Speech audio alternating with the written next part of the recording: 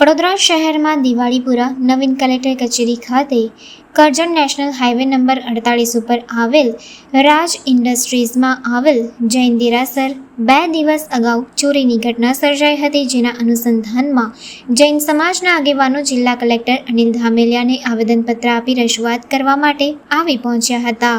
Karjan national highway number 48 પર આવેલ રાજ ઇન્ડસ્ટ્રીઝમાં આવેલ જૈન દેરાસરમાં 2 દિવસ અગાઉ ચોરીની ઘટના સર્જાઈ હતી, જેના અનુસંધાને જૈન સમાજના આગેવાનો મળીને જિલ્લા કલેક્ટરને આવેદનપત્ર આપીને રજૂઆત કરવામાં આવી હતી કે જૈન મંદિરમાં ચોરીની ઘટના સર્જાઈ હતી, જેના પર કાયદેસરની કાર્યવાહી જલ્દીથી કરવામાં આવે તેવી માંગ સાથે આવેદનપત્ર આપી રજૂઆત કરવામાં આવી હતી. આ સંદર્ભે જૈન સમાજના આગેવાનોએ વધુ માહિતી આપી હતી.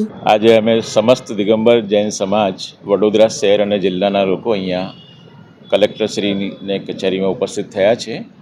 ગઈકાલે 19 તારીખે કરજણમાં શ્રી 1008 સર્વાત સિદ્ધિ અતિશય ક્ષેત્રમાં ચોરી થઈ છે અને ચોરી બહુ મોટી ચોરી થઈ કહેવાય. એમાં અમારા દેવાધિદેવ ભગવાનો જે કે 3 લોકના સ્વામી કહેવાય એની પ્રતિમાજીની ચોરી થઈ છે.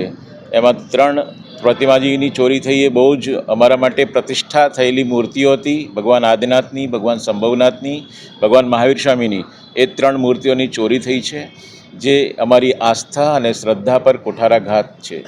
અમે આદરણીય કલેક્ટર સાહેબને નિવેદન કર્યું છે કે એ બાકીની વસ્તુઓ અમને મળે ન મળે પણ અમારા દેવ જે ચોર લઈ ગયા છે એ પુનઃ પ્રતિષ્ઠિત અમારા મંદિરજીમાં થાય એ માટે આપ પ્રયાસ કરો.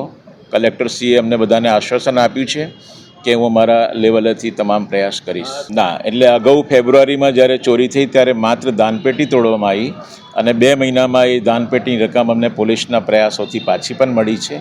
અને આ વખતે પણ છેલ્લા 2 દિવસથી જ્યારથી ચોરી થઈ છે ત્યારથી સતત પોલીસ ત્યાં આગળ કાર્ય કરી રહી છે, એમના લેવલે કામ કરી રહી છે. પણ અમને એવું થાય કે આ જે અહિંસક સમાજ કે સરકારની કોઈપણ પ્રકારની જે રાહત કાર્યો છે કે સ્કીમ છે એનો લાભ ન લેતી હોય અને આવકવેરામાં સૌથી વધુ ફાળો આપતી હોય એવી અહિંસામય પ્રજાને જો આ રીતના અમારા તીર્થક્ષેત્રો પર, અમારા મંદિરો પર જો ચોરી થાય તો એ માટે અમે પ્રશાસનને નિવેદન કરવા આવ્યા છે કે એ સરકારની પણ અમને જવાબદારી લાગે કે સરકાર પણ અમારા તીર્થોની રક્ષા કરે, અમારા સાધુ સંતોની રક્ષા કરે.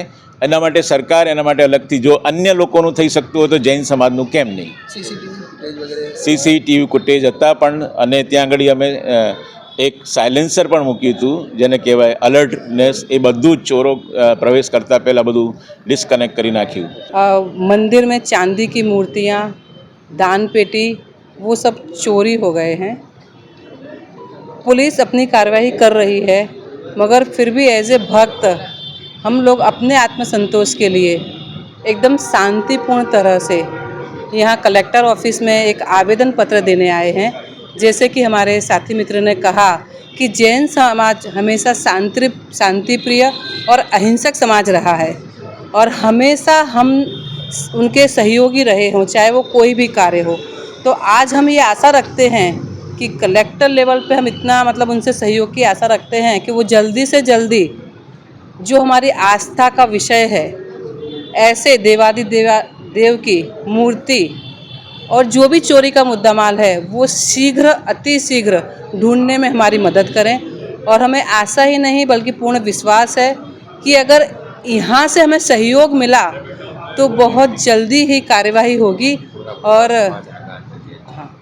जल्दी से जल्दी कार्यवाही होगी और हमें हमारा पूरा सामान, हमारी मूर्तियाँ हमें वापस मिलेगी. चूँकि पूरा जैन समाज आघात में है कि बार बार ये मंदिरों को टारगेट करते हैं, तो सही में ऐसा कोई एक रूल्स बनाना चाहिए ताकि ये हमारे मंदिरों पे टारगेट ना करें और बार बार इस तरह से चोरी की घटनाएं ना घटें.